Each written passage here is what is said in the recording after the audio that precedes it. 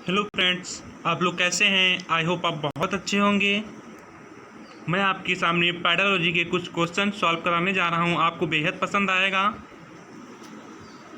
शैक्षिक प्रक्रियाओं के मूल्यांकन के संदर्भ में आप किस कथन से सहमति प्रकट करेंगे।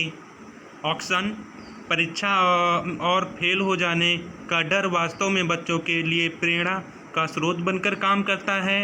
बच्चों को पास फेल करना वास्तव में व्यवस्थागत विफलताओं को बच्चों से सिर मढ़ना है। अगला ऑप्शन: कक्षा 8 तक के विद्यार्थियों को फेल नहीं करने का प्रावधान के कारण देश में शिक्षा का स्तर गिर गया है। कक्षा 8 तक विद्यार्थियों को फेल न किए जाने के प्रावधान के कारण ही विद्यार्थी सीख नहीं पा रहा है। कौन सा सही होगा साथियों? Right answer is B. Right answer is B है। बच्चों को पास फेल करना वास्तव में व्यवस्थागत विफलताओं को बच्चों के सिर मढ़ना होता है। अगला क्वेश्चन, आगे बढ़ें। अगला क्वेश्चन: उच्च प्राथमिक स्तर पर लेखन क्षमता का आकलन करते समय आप किस बिंदु को सर्वाधिक महत्व देंगे। उच्च प्राथमिक स्तर पर लेखन क्षमता का आकलन करते समय आप किस बिंदु का सर्वाधिक महत्व देंगे। विचारों की मौलिकता, वर्तनीगत शुद्धता, तत्सम संबंधी शब्दावली, मिश्रित वाक्य की संरचना। तो राइट आंसर इज ए, विचारों की मौलिकता। आगे बढ़ते हैं। अगला क्वेश्चन: सीखने सिखाने की प्रक्रिया के संदर्भ में आप किस कथन से सहमत हैं। सीखने सिखाने की प्रक्रिया के संदर्भ में आप किस कथन से सहमत हैं। बच्चों को हिंदी अवधारणाओं को न सीखने के कारण फेल करके रोकना उचित है। जो बच्चे पिछली कक्षा की बातें नहीं सीख पाए हैं वे अगली कक्षा में और पिछड़ जाएंगे, अतः उन्हें उसी कक्षा में रोक देना चाहिए। बिल्कुल नहीं है। जो बच्चे किसी कक्षा में सीख नहीं पाए हैं उन्हें फेल करके रोकने से भी ज़रूरी नहीं कि वे सीख जाएं। एक कक्षा में हम जो सीखते हैं उसके सभी अंश अगली कक्षा के लिए अनिवार्य बुनियादी होते हैं। तो कौन सा राइट होगा साथियों? आप लोग जान ही चुके होंगे। राइट आंसर सी है। Right answer is C. जो बच्चे किसी कक्षा में सीख नहीं पाए हैं उन्हें फेल करके रोकने से भी ज़रूरी नहीं कि वे सीख जाएं। सही बात है। अगर हम उन्हें फेल कर देंगे तो ये ज़रूरी नहीं कि वे सीख जाएं अगली कक्षा में। आई होप आप समझ रहे होंगे। अगला क्वेश्चन, आगे बढ़ें। कक्षा 8 के लिए पाठ्य पुस्तक का निर्माण करते समय महत्वपूर्ण है। कक्षा 8 के लिए पाठ्य पुस्तक का निर्माण करते हुए समय महत्वपूर्ण है। विधागत विविधता होना, पाठों की संख्या सीमित होना, सभी व्याकरणिक तत्वों का समावेश होना, प्रसिद्ध लेखकों की रचनाएं। तो क्या प्रसिद्ध उच्च प्राथमिक स्तर जो बच्चा कक्षा 8 तक होता है, 6 से 8 तक, तो उसे क्या हम प्रसिद्ध केवल रचनाओं, प्रसिद्ध लेखकों की रचनाएं ही बताएंगे? ऐसा नहीं करेंगे। सभी व्याकरणिक तत्वों का समावेश करेंगे? ऐसा भी नहीं करेंगे। पाठों की संख्या सीमित होगी? ऐसा तो जरूरी नहीं कि पाठों की संख्या जो है सीमित हो। विविधतागत होना, विधागत विविधता होना। राइट आंसर ए साथियों। आई होप आपको समझ में आ रहा होगा। अगला क्वेश्चन: पाठ्य पुस्तक को आधार बनाकर पूछे जाने वाले प्रश्न। पाठ्य पुस्तक को आधार बनाकर पूछे जाने वाले प्रश्न पाठ्य की विषय वस्तु का विस्तार करने वाले होने चाहिए। पाठ में दिए गए तथ्यों पर ही आधारित होने चाहिए। लिखावट को सुंदर बनाने में सहयोगी होने चाहिए। स्मरण शक्ति को समृद्ध करने वाले होने चाहिए। तो देखते हैं ऑप्शन कौन सा सही होगा साथियों। पाठ की विषय वस्तु का विस्तार वाले होने चाहिए, ये तो बिल्कुल नहीं हो सकता है साथियों। आप लोग समझ रहे होंगे नहीं हो सकता है। पाठ में दिए गए तथ्यों पर ही आधारित होना चाहिए। जहाँ पर ये हमारा निपात शब्द आ जाता है वो तो बिल्कुल गलत हो जाता है। जैसे ही है, तक है, ये क्या है, सब रॉन्ग को दर्शाते हैं। लिखावट को सुंदर बनाने में सहयोगी होना चाहिए, ये भी साथियों सही नहीं है। स्मरण शक्ति को समृद्ध करने वाले होने चाहिए। राइट आंसर इच डी है साथियों, जैसा आप कुछ लोग समझ गए होंगे। आगे बढ़ें, अगला क्वेश्चन। संदर्भ के अनुसार शब्दों के उपयुक्त चयन संबंधी त्रुटियों को दूर करने के लिए सर्वाधिक कारगर तरीका क्या है? संदर्भ के अनुसार शब्दों के उपर्युक्त चयन संबंधी त्रुटियों को दूर करने के लिए सर्वाधिक कारगर तरीका क्या है? नंबर 1 ऑप्शन, विविध शब्दों का वाक्य प्रयोग कराना, व्याकरण की विविध पुस्तकें पढ़वाना, विविध शब्दों की सूची याद करवाना, विविध भाषा प्रयोग से परिचित करवाना। तो आई होप आप समझ में आ रहा होगा बेहतर। तो देख लेते हैं ऑप्शन कौन सा सही होगा।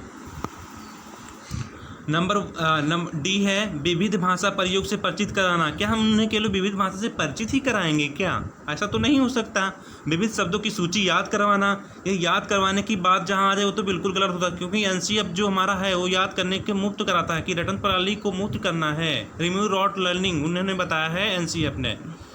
व्याकरण की विविध पुस्तकें, ये भी नहीं हो सकता साथियों। तो क्या होगा? ए राइट आंसर है, विविध शब्दों का वाक्य प्रयोग कराना साथियों। आई होप आपको बेहतर समझ में आ रहा होगा। अगला क्वेश्चन, श्यामलला केवल उन्हीं प्रश्नों को उत्तर लिखती है जो उसने याद किए होते हैं, इसका कारण हो सकता है। श्यामलला केवल उन्हीं प्रश्नों के उत्तर लिखती है जो उसने याद किए हुए होते हैं, इसका कारण हो सकता है उसकी विचार प्रक्रिया अव्यवस्थित है, उसकी स्मरण शक्ति बहुत तेज है, उसमें कल्पनाशीलता जैसे गुण का अभाव है, उसकी कक्षा में सब ऐसा ही करते हैं। उसी कक्षा में क्या सब ऐसा कहेंगे? ऐसा तो नामुमकिन नहीं है कि उसी कक्षा में जो सब ऐसा ही करें। कुछ बच्चे होंगे पढ़ने में अच्छे होंगे, वो जो याद करके नहीं जाते बस समझ कर जाते हैं, और ये श्यामलला क्या करती है? केवल उन्हीं उत्तर को लिखती है जो याद किए होते हैं। तो क्या होगा साथियों? डी भी नहीं होगा कि उसकी स्मरण शक्ति बहुत तेज है, ये भी नहीं हो सकता। उसकी विचार प्रक्रिया अव्यवस्थित है, ये भी नहीं हो सकता, कहते नहीं हम लोग। और इसमें क्या हो सकता है? सी इज राइट आंसर है साथियों, सी इज राइट आंसर है, जैसा आप लोग समझ रहे होंगे। आगे बढ़ें, अगला क्वेश्चन,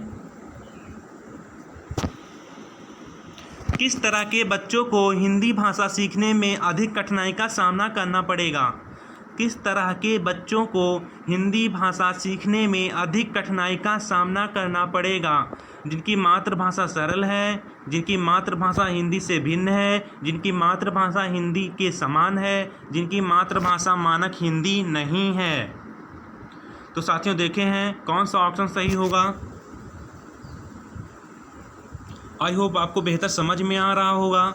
जिनकी मातृभाषा मानक हिंदी नहीं है, इससे कोई फ़र्क नहीं पड़ता साथियों, ये नहीं हो सकता है। जिनकी मातृभाषा हिंदी के समान हो, ये भी नहीं हो सकता। जिनकी मातृभाषा हिंदी से भिन्न हो, जिनकी मातृभाषा हिंदी से भिन्न हो, राइट आंसर इज बी है। इसका मतलब ये भी गलत है। आई होप आपको बेहतर समझ में आ रहा होगा साथियों। आगे बढ़ें, अगला क्वेश्चन, बच्चों की भाषा क्षमता का आकलन करने की दृष्टि से निम्नलिखित में से कौन सा प्रश्न सर्वाधिक उपयोगी एवं सार्थक है? बच्चों की भाषा क्षमता का आकलन करने की दृष्टि से निम्नलिखित में से कौन सा प्रश्न सर्वाधिक उपयोगी एवं सार्थक है? नीचे लिखे वाक्य को पढ़कर सुनाइए, मुझे कहानी सुनना अच्छा लगता है। नीचे दिए शब्दों के वचन बदलिए, तितली, चूहा, फेरे वालों की आवाज़ें सुनिए और किसी एक का कक्षा में अभिनय करके दिखाइए।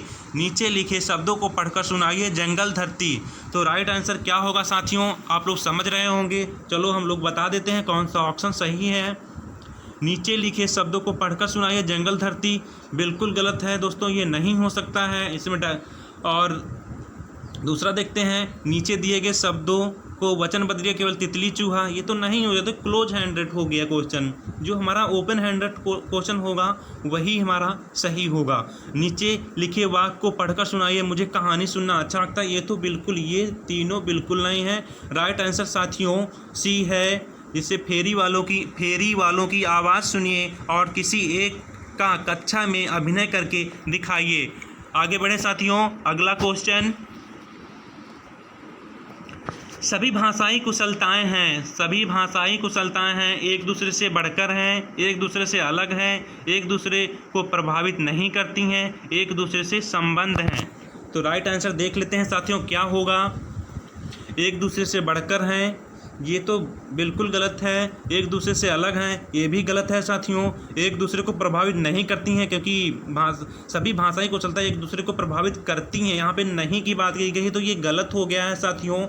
और लास्ट ऑप्शन है एक दूसरे को संबंध है, तो सभी भाषाई कुशलता एक दूसरे से संबंध है, ये राइट आंसर साथियों।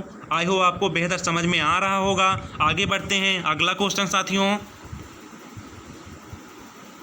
भाषा का प्रमुख प्रकार है, भाषा का प्रमुख प्रकार है प्रतिवेदन लेखन, भाषण देना, संप्रेषण करना, लेखन क्षमता, लेखन दक्षता। भाषा का प्रमुख प्रकार है प्रतिवेदन लेखन, भाषण देना, संप्रेषण करना, लेखन दक्षता। चलो आपको बता देते हैं कौन सा ऑप्शन सही होगा साथियों। लेखन दक्षता, यहाँ पे भाषा का प्रमुख कार्य पूछा गया है, तो लेखन दक्षता नहीं हो सकता है। भाषण देना भी इतना इम्पोर्टेंट नहीं देता है। प्रतिवेदन लेखन ये भी नहीं सही है, तो हमारा क्या सही हो जाएगा, संप्रेषण करना साथियों। भाषा का प्रमुख प्रकार क्या है, संप्रेषण करना। आई होप आपको समझ में आ रहा होगा।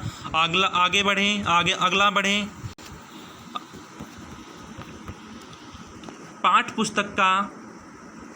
पुस्तक का नया पाठ आरंभ करने से पहले अध्यापक के लिए आवश्यक है कि वह पाठ्य पुस्तक का नया पाठ आरंभ करने से पहले अध्यापक के लिए आवश्यक है कि वह पाठ के मूल भाव पर बातचीत करे, पाठ के कठिन शब्दों को श्याम पट पर लिखकर उनका अर्थ बताए, पाठ के रचनाकार का परिचय लिखवाए, पाठ से मिलने वाली सीख के बारे में बताए। तो आपको बता देते हैं साथियों इसमें कौन सा ऑप्शन सही होगा। चलो देख लेते हैं। पाठ से मिलने वाली सीख के बारे में बताएं। केवल पाठ से जो मिल रही सीख उसके बारे में ही बता सकते हैं? नहीं साथियों, ये गलत हो जाएगा। पाठ के रचनाकार का परिचय लिखवाएं।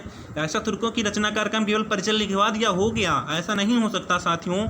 पाठ के कठिन शब्दों को श्याम पट पर लिखकर उसका अर्थ बताएं, ये भी सही नहीं है। तो राइट आंसर हमारा ए है, पाठ के मूल भाव पर बातचीत करें। जब हम पाठ के मूल भाव पर बातचीत करेंगे तभी हम सही से सीख पाएंगे। आई होप आपको समझ में आ रहा होगा साथियों। आगे बढ़ें, अगला क्वेश्चन। चलो क्वेश्चन खत्म हो गए, आज 15 ही क्वेश्चन थे साथियों। एक कोटेशन है जो आपको बेहतर समझ में आएगी। कठिन समय में भी अपने लक्ष्य को मत छोड़िए साथियों, कठिन समय में भी अपने लक्ष्य को मत छोड़िए साथियों, और विपत्ति को अवसर में बदलिए, और विपत्ति को अवसर में बदलिए। कठिन समय में भी अपने लक्ष्य को मत छोड़िए और विपत्ति को अवसर में बदलिए। आई होप आपको सेशन बेहतर समझ में आया होगा। अगर समझ में आया है साथियों तो लाइक एंड सब्सक्राइब जरूर कीजिएगा साथियों। शिक्षा जगत से जुड़ने के लिए आप सभी का प्रेम पूर्वक धन्यवाद। Prep smart, score better. जय हिंद साथियों।